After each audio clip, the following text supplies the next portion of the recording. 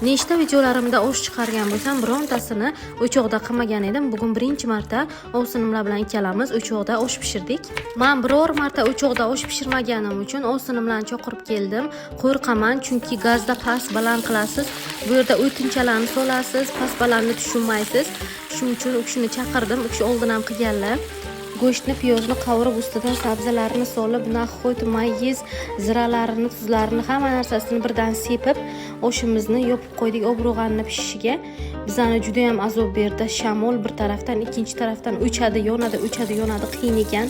Ikkita ayolni qilgan ishi bu. O'sha uchun hamma yog'imiz titilib, sochilib, o'tin bo'lib ketgan. Qizlar bunga e'tibor qilmanglar. To sabzilari pishganicha men pomidor bodringlarni to'g'rab salatcha qilib qo'ydim.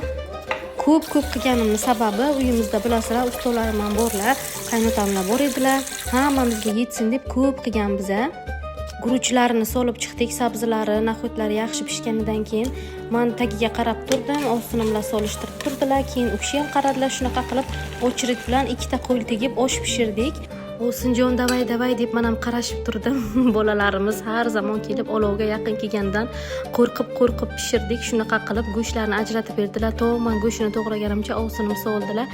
Oshimiz juda ham bamaza, juda ham shirin chiqdi. Bolalar bilan, qaynotamlar bilan o'tirib hammamiz bir davra bo'lib obed qildik. Ustalarimni ham unutmadim. Shu bilan obed ham o'tdi.